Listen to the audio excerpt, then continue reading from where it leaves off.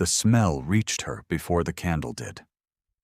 Eleanor Holt set the taper down on the oak counter of the still-room passage and leaned over the silver sugar basin as she had 100 times in the months since her arrival at Ravenscroft Hall, and the smell reached her. It was faint. Most people would not have noticed it at all. Most people had not spent their girlhood in a country apothecary's surgery, sitting on a three-legged stool beside their father's work table while he laid out powders and tinctures and explained, in the patient voice he used for instruction, what each one did and what each one could do if a person were not careful. Eleanor had sat on that stool for 14 years. She knew what careful smelled like. And she knew what careless smelled like. And she knew something else besides. She knew in the moment her fingers touched the edge of the basin and the faint acrid sweetness reached the back of her throat. Exactly what she was standing over. She did not move. A good servant learns to master her face before she masters anything else, and Eleanor Holt was a very good servant. She kept her breathing even. She kept her hand still on the basin's silver rim. And then, because she could not help it, she looked up. The Duchess of Aldenvere stood in the doorway of the passage. She had not made a sound. She was wearing the ice-blue silk she favored for evenings, the pearl choker at her throat catching the light from the hall behind her, and her pale blue eyes, heavy-lidded and measuring, were fixed on Eleanor's face with an attention that was nothing like the attention a duchess paid to a lady's maid. It was too still. It was the attention of someone who had been watching and waiting to see what the watching would produce. Eleanor looked back at her. Neither of them spoke. The silence lasted perhaps 5 seconds. Then the Duchess lifted her ivory fan, turned her back on the passage, and walked away down the hall. Her footsteps made no sound on the stone. She had been wearing her evening slippers. Eleanor stood alone with the sugar bowl and the candle, and the faint sweet smell that should not have been there, and she understood with the same quiet certainty her father had taught her to apply to powders and tinctures exactly what had just happened.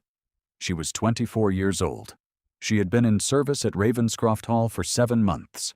She had just discovered that someone intended to murder the Viscount Ravenscroft, and the woman who had put the poison in the sugar had watched her find it, and had walked away, satisfied. The question, as Eleanor turned it over in her mind while the candle burned beside her, was not whether she would act. Her father had not raised her to stand next to something wrong and do nothing. The question was how. She reached into the pocket of her apron. Her fingers closed on a small cobalt blue glass vial, hand stopped with a cork, the glass slightly imperfect in the way of hand-blown things. Her father had pressed it into her hand the morning she left for Ravenscroft Hall, 3 years after his surgery had failed, and she had been forced into service to keep them both housed, and then 1 year after his death, which had left her with nothing except the position and the education. "Your grandfather's remedy vial," he had said, his voice already thin with illness. "Keep it near. Knowledge is the only thing that cannot be taken from a woman." She had carried it every day since, empty of everything except the memory of his hands. She set the vial on the counter beside the basin. Then she went to find another sugar bowl, and she began again. Eleanor had come to Ravenscroft Hall in the November of 1813, the year her father died, and the estate agent who had handled his surgery property informed her, with the particular gentleness men used when delivering verdicts, that the debts were sufficient to claim everything. She had written to Mrs. Wren, the housekeeper at Ravenscroft, who had known her mother, and Mrs. Wren had found her a position as lady's maid to the house's female guests, a post that required discretion and education in equal measure. Eleanor had both. What she had not expected was the Duchess. Priscilla, the Dowager Viscountess Aldenvere, had been her late husband's second wife and was now, by her own accounting, the rightful moral authority of the Ravenscroft estate. She had arrived 2 weeks before Eleanor, ostensibly to assist with the preparations for a dinner the new Viscount was obligated to give, and she had not left. She had installed herself in the Chinese rooms on the second floor, brought 3 of her own servants, and proceeded to manage the household from above as a general manages a campaign. Mrs. Wren moved through the house with the careful neutrality of someone who had learned to work around an obstruction rather than remove it. The Viscount Ravenscroft, who might have removed it, was not there. He had returned from the continent in October and then left again almost immediately for London, and the house ran in his absence according to the Duchess's preferences, which were many and specific, and communicated through a secretary named Dobbins, who wrote them in a small copper-plate hand. On Eleanor's 3rd day in the house, the Duchess had surveyed her in the upper hall, and then said to Mrs. Wren, in a voice that carried as clearly as the Duchess intended it to carry, "A maid, and nothing more, Mrs. Wren. Do not let her forget her station." Mrs. Wren had replied, "Yes, Your Grace," in the same careful, neutral voice, and had not looked at Eleanor, which was the housekeeper's way of apologizing for something she could not prevent. Eleanor had curtsied and said nothing. A good servant masters her face. The Viscount arrived on the 4th of January, 1814, in a traveling carriage that came up the drive in the gray light of a winter afternoon. Eleanor saw it from a first-floor window, because she had been sent to close the shutters against the cold, and she paused long enough to watch him step down. A tall man, dark-haired, his shoulders squared against the weather, his face turned away from the house for a moment, as if he were steeling himself before entering it. She noted the set of his jaw and the particular stillness of someone managing grief rather than expressing it, and then she closed the shutters and went back to her work. He moved through the house that first week the way certain men who have been in mourning for a long time move through their own spaces, as if everything in it were slightly larger than he expected, and slightly quieter than it ought to be. He gave the required dinner and received his neighbors, and spoke to them with the courtesy of a man who has been trained since birth to put other people at ease. And the training had not left him, even if whatever had once animated it had gone somewhat thin.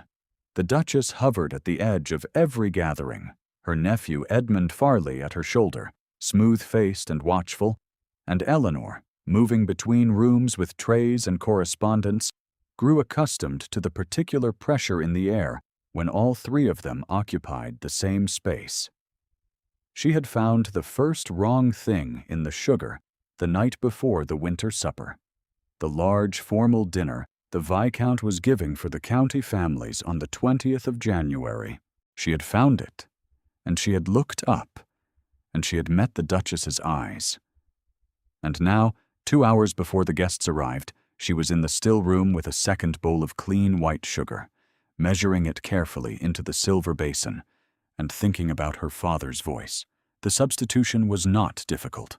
Eleanor had a reason to be in the still room, having been sent to check on the tea service arrangements, and she had a reason to touch the sugar basin.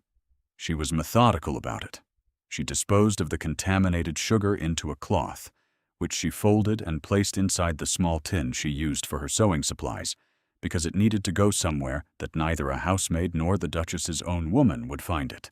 She replaced the contents of the basin with clean sugar from the sealed jar in the locked cabinet, which Mrs. Wren kept locked precisely because the sugar was expensive, and the kitchen maids were sometimes careless. Eleanor knew where the key was because Mrs. Wren trusted her. She put the basin back exactly as it had been.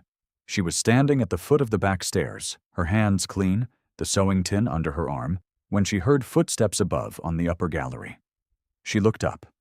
The Viscount Ravenscroft stood at the gallery railing, 12 feet above her, looking down. He was not looking at her. He was looking at Barker, the young footman Eleanor had redirected 3 minutes earlier, when she had intercepted the dinner service tray and asked him, pleasantly and with complete authority, to carry it to the upper dining room directly, rather than stopping in the preparation room where she knew the Duchess's woman was currently working. Barker had blinked at her once and done as she said, because she had given him no reason to do otherwise. The Viscount was watching the footman go. Then his gaze came down from Barker and settled, with the particular steadiness of a man accustomed to observation, on Eleanor's face. She did not look away. There was no good reason to look away when she had done nothing she could not account for. She stood where she was and met his eyes, and she was aware of several things simultaneously. His eyes were gray-green and very direct. There was a small scar at his left jaw. He had been watching considerably longer than a man checks on the progress of a dinner service. She curtsied. He said nothing. She went up the back stairs. She carried that moment with her through the day's remaining work. Not as pride, nor as comfort, and certainly not as permission to imagine anything from it. Only as a fact, the way she had learned to hold facts, without decoration, without extrapolation, in the precise shape they occupied, and no larger. The Viscount Ravenscroft had been standing at the gallery railing above the back passage, watching a footman follow a lady's maid's instructions, and he had watched her face when she noticed him. That was what had happened. What it meant was a calculation she did not permit herself to complete. The evening dinner proceeded without incident, which Eleanor noted with a careful interior satisfaction, and the Viscount's guests departed in their carriages by 10 o'clock, and the household settled into the long, familiar quiet of an estate after company. She laid out the necessary items for the morning in the rooms she tended, and banked the fire in the guest corridor, and returned to her own room. And she stood for a while at her window, looking out at the dark fields and the black outline of the park wall, and she felt the particular relief of having been adequate to a difficult moment without anyone having to know it. If she had told someone what she had found that evening, she would have been dismissed or disbelieved. A duchess of the realm against a lady's maid who was a maid, and nothing more, who had arrived in the house with a dead apothecary father and no family connection worth naming. The comparison resolved itself in one direction. Eleanor understood this without bitterness and without surprise. Her father had been practical about the world's arithmetic, so she did not tell anyone. She watched instead. Perhaps, if you are the kind of person who has stayed with Eleanor this far in her story, you already know something she did not allow herself to know yet. Perhaps you can see what was building in the space between her wariness and his watching. Stay a little longer. What she saw was this. The Duchess and her nephew circled the Viscount in the days that followed the January supper with the patience of people waiting for a resolution to a problem that time would solve. Edmund Farley presented himself at every gathering, smooth and deferential, and faintly, surgically helpful, the way a man is helpful when he is calculating what helpfulness will yield. He stood at the Viscount's left shoulder during the supper and recommended the wine and agreed with everything the Viscount said, and Eleanor, pouring a second glass at the sideboard, watched the Viscount's face and saw the precise moment he recognized the helpfulness for what it was. His jaw tightened, very slightly. He said nothing. The Duchess, for her part, began to take an interest in Eleanor. Not the interest she might have taken in a capable servant who reflected well on the household. The other kind. The kind that watched to see what use a person might be. "Well," she said 3 days after the supper, in the drawing-room where she had summoned Eleanor to deliver a tray of correspondence. "Holt, you moved the sugar basin last week." Eleanor set the tray down on the table at the Duchess's right hand. "I prepared the sugar basin for service, Your Grace," she said, as Mrs. Wren instructed. The Duchess studied her. The Duchess's pale eyes were capable of a flatness that had nothing in it of warmth, and she deployed that flatness now like a weather condition, something the room had to adjust to. "The powder I placed there is quite specific," she said. I would not like to think that a maid had interfered with my household preparations. I prepared the basin according to Mrs. Wren's direction, Eleanor said again, and her voice was even, and she did not blink. The Duchess was silent for a long moment. Then she said, "You may go." Eleanor went. Her hands were entirely steady. She was sweating through her dress. She walked the length of the lower corridor and out into the servants' hall, which was empty at that hour, and she stood at the window that looked onto the kitchen garden and let the cold coming through the glass touch her face. The Duchess knew. She had tested Eleanor with those words as a person tests ice before placing their full weight on it, and Eleanor had not cracked, but the Duchess had read the surface and was now deciding whether to proceed with greater force or to wait. Eleanor pressed her palm flat against the cold glass and thought of her father's surgery, of the small room where he had kept his compounds under lock and key, and explained to her, always, why the key mattered. Not because he expected her to be careless, because a person who understands the risk is a person who acts with appropriate gravity, and a person who acts with appropriate gravity is a person who does not make the error that cannot be undone. She had not made an error. She had been thorough, and she had been calm, and the sugar at the Viscount's dinner table had been clean. She could not prevent what the Duchess might do next. She could only be ready for it. The Viscount began to intersect her path in ways that had no practical explanation. She first noticed it in the library, where she had been sent to retrieve a volume Mrs. Wren needed for a household inventory, and where she found him already present, standing at the far shelves with a book he was apparently not reading, because he set it down immediately when she entered and said, without preamble, "Miss Holt." No one at Ravenscroft Hall used her given name, which was not hers to be given in any case. No one used her surname alone in that address. She turned and faced him across the room. "My lord," she said. He looked at her. He had the quality of someone who had decided to say something, and was now, at the last moment, reconsidering the wisdom of it. Then he said, "You have been here since November?" "7 months, my lord. My stepmother's arrangements are not comfortable for everyone." It was not a question.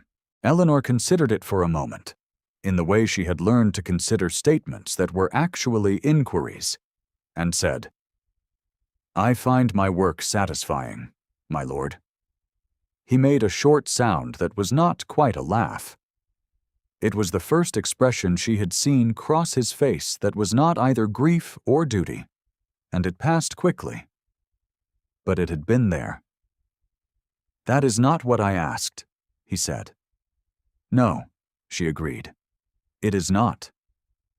He looked at her for another moment, gray-green and steady, and then he crossed the room and took the inventory volume from her hands with a politeness so thorough it was almost indistinguishable from command. "I will have Barker return it to Mrs. Wren," he said. "You need not make the journey back." She had not asked to be spared the journey, and she curtsied and thanked him, and when she left the library she pressed her back against the wall of the corridor for a full 10 seconds, because the warmth in her face required some management before she could walk normally. She did not examine why she stood there. A good servant does not examine certain things. He found the occasion to speak to her 4 more times in the following 10 days, always in passing, always with some pretext that gave them both a reason not to acknowledge that they were seeking the encounter at all. He asked about her work. He asked about Mrs. Wren. Once, in the morning room while she was arranging a fire and he was reviewing correspondence, he asked where she had grown up. And she told him about the apothecary's surgery in Herefordshire, and about her father. And he listened with the whole of his attention, which she had learned by then was a thing he did not commonly give. There was a morning, the 6th of February, when she was crossing the upper gallery and he came out of the east passage, and they very nearly collided. And his hand closed on her elbow to steady her. And neither of them moved for perhaps 2 seconds more than the steadying required. She was aware of the warmth of his hand through the gray wool of her sleeve, and of the fact that his breathing changed in the pause, and of the particular way he looked at her face once she was steady, as if he were checking something, confirming something, arriving at some conclusion he had been working toward for longer than she knew. "Forgive me," he said, and removed his hand. "It is nothing, my lord," she said. It was not nothing. She knew it was not nothing. And she could feel, with the same quiet precision her father had taught her to apply to diagnosis, that he knew it too, and that whatever had been building in the space between them had arrived, in that passage. At something it had not been before. She did not let herself think about it. What she let herself do instead was be careful. The portrait was in his study. She saw it by accident, in the 3rd week of February, when she was sent to deliver a letter from the London solicitors, and found the door half open and the room empty, the fire banked low, the afternoon light coming thin through the muslin curtains. The portrait hung on the wall beside the window. A woman, young, with a pleasant face and a white gown and a kind of softness about her expression that suggested she had been painted at a moment when she was easy in herself and in the world. Beneath the frame, on the shelf below, stood a small, sealed tin box.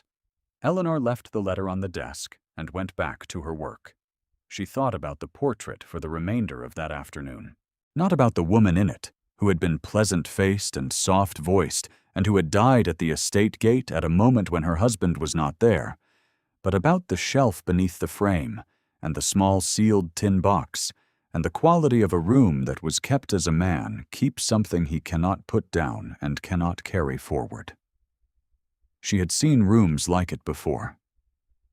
Her father's surgery after her mother died, which he had not permitted anyone to rearrange for 3 years.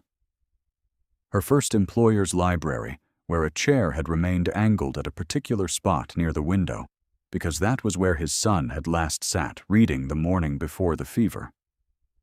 Grief expressed itself in geography.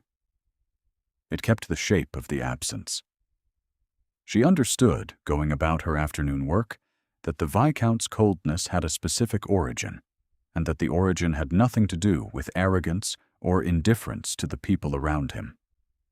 It had to do with a man who had arrived home from London to find the shape of his absence made permanent, and had been attempting, ever since, to occupy as little space as possible so that he could not cause any further damage. The commands she had heard him give, the brevity of his instructions, the particular steadiness he maintained at dinners where she watched him from the sideboard. All of it was the discipline of a person who had decided that his own judgment was not to be trusted, and was managing accordingly. That evening she overheard, through the thin wall of the servants' passage that ran behind the study, the Viscount speaking to Dr. Penrose, the estate physician, who had been called that morning about a matter Eleanor understood to be the Viscount's own persistent sleeplessness and diminished appetite. The words were mostly too low to catch, but she heard enough. She heard the physician say the word grief, and she heard the Viscount say very quietly, "I was in London." And then a long silence, after which the physician spoke again, and she heard the physician say, "You could not have known." She stood in the passage with her back to the plaster and her hands at her sides, and she understood, in the way she had learned to understand things that people never said aloud, that his wife had died at the estate, and that he had not been there, and that he had been carrying that absence for 2 years, as though it were something he had chosen rather than something that had happened to him. The cold she had attributed to temperament was grief. The distance was punishment. The whole locked quality of him was a man who did not trust his own judgment because his judgment had not told him to come home. It was the kind of thing her father would have called an earned wound, and he would have meant it with compassion, not diagnosis. She went to her room, and sat on the edge of her narrow bed with her father's vial in her hands. And she thought about the woman in the portrait and the man in the study, and the particular loneliness of people who believed themselves to have forfeited the right to be known. She did not permit herself to cry. She permitted herself, instead, one careful, honest admission. She did not want to leave Ravenscroft Hall. Not because she was afraid of her prospects elsewhere. Because something in her had begun to believe, with no evidence she could name and no precedent she could cite, that she was being seen. Perhaps you feel, as Eleanor sat in that small room with her father's vial and the fire burning low, that you understand her. Perhaps you want to stay until you know what comes next. So do I. The Duchess moved in the first week of March. She moved with the confidence of a woman who had watched the situation long enough to believe she understood it, and long enough to believe that the window was closing. Edmund Farley had received an offer from a Norfolk family that required resolution before the spring, and the offer required a settled matter of inheritance, and the settled matter required the current inconvenience to be removed. The Duchess was not a subtle woman when subtlety had failed. She chose the morning of the 8th of March, when the Viscount was riding and the household was fully occupied with the preparations for a parish dinner to be held at the hall that evening. She summoned the senior staff to the entrance hall, and she stood at the top of the stair with her pearl choker and her ivory fan, and she said in the carrying voice she used for announcements, "The sugar basin for the evening service has been tampered with. A quantity of the house's refined sugar has been removed, and a replaced portion found wanting. I believe the culprit is present in this room." Eleanor was standing at the foot of the stair. She had known, from the moment she heard the Duchess's woman moving through the still room the previous evening, that this was coming.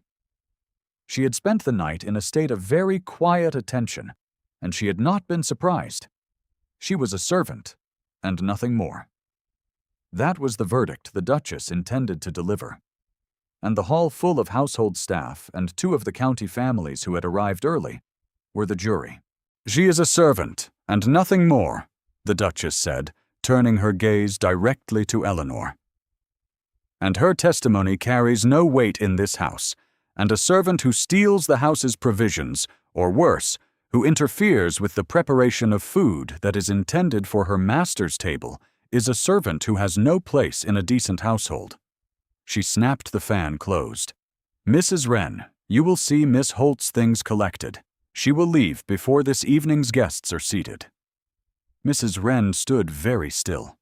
Her broad face was carefully neutral, and her ring of keys was at her waist, and her eyes were not on the Duchess, and not on Eleanor, but on a point somewhere between them, which was the look of a woman who was doing arithmetic in her head that she did not want to do. "Yes, Your Grace," Mrs. Wren said. Eleanor curtsied. Her voice was level. "I will collect my things," she said. She went upstairs. She packed the small bag she had brought from Herefordshire.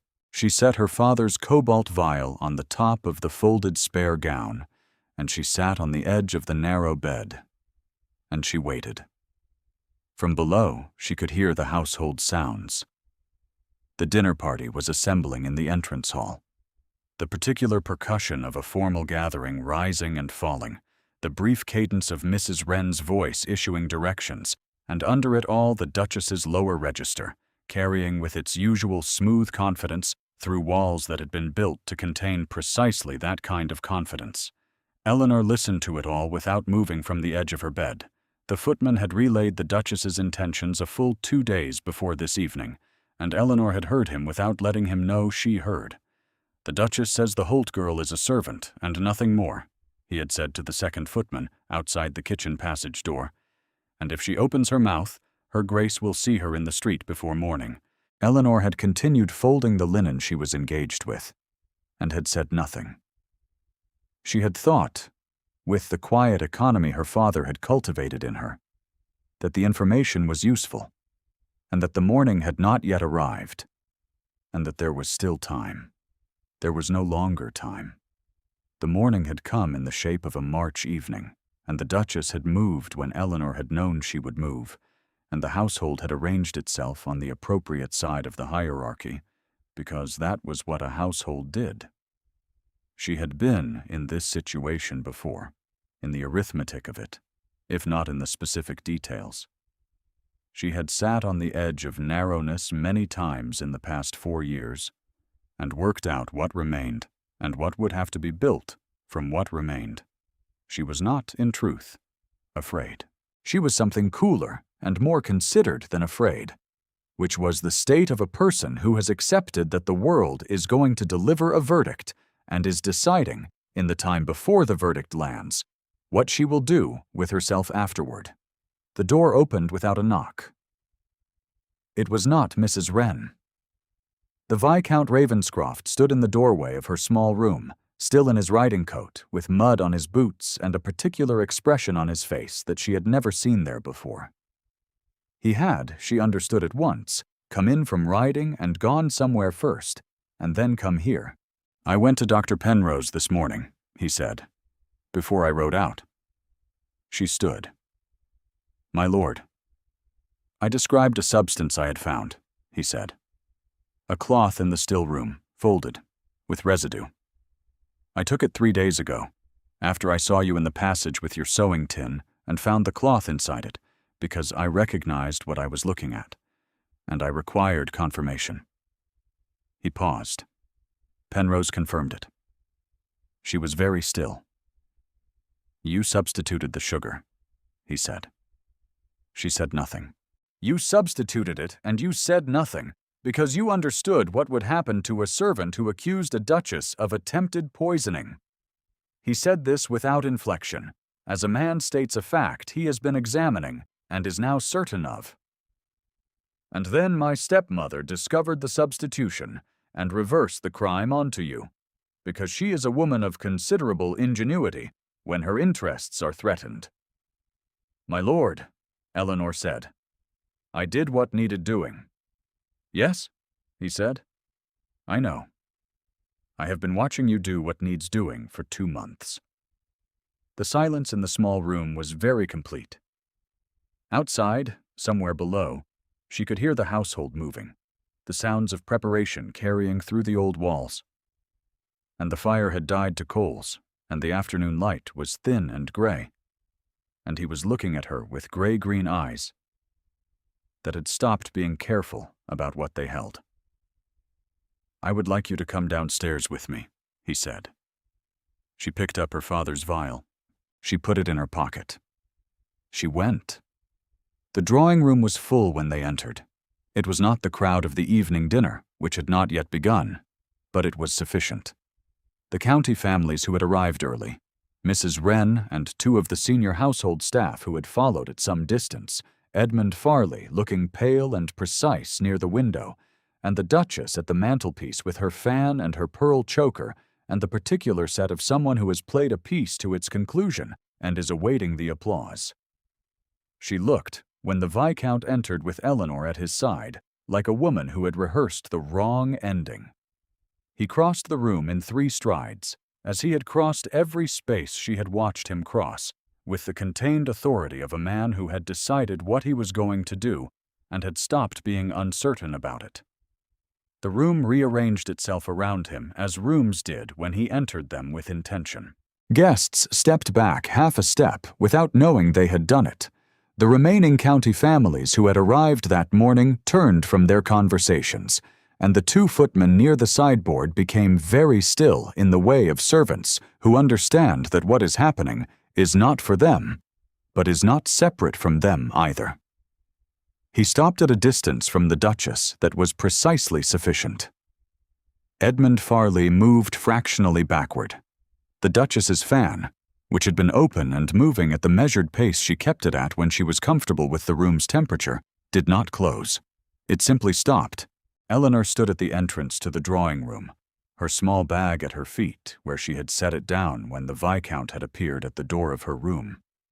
and she looked at Nicholas Ashby's profile, the set of his jaw and the steadiness of his shoulders, and she thought of the gallery railing and the library and the morning passage, and all the small accumulated evidence of a man who had decided, over 2 careful months, that his judgment was perhaps not as unreliable as he had believed. "Miss Holt will remain in this house," the Viscount said. His voice was level, the words clear in the quiet room. "I have seen her character." There was a silence. In it, the Duchess's fan moved, once, and then stopped. He continued, without heat and without display, speaking to the room rather than to her. "Dr. Penrose has confirmed the presence of arsenic in a substance removed from the still room 3 days ago. The substance was removed from this house's sugar service. I have sent for the magistrate. There will be an inquiry. In the meantime, my stepmother is welcome to retire to the Dower House, which has been her home and not this one, and Mr. Farley is welcome to return to Norfolk and attend to his own affairs." Edmund Farley's face went a color that had nothing becoming about it.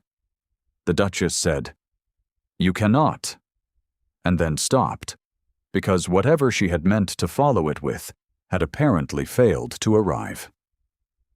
"I can," the Viscount said, with the simplicity of a man who has just remembered that he is, in fact, the Viscount Ravenscroft, and that the house is his.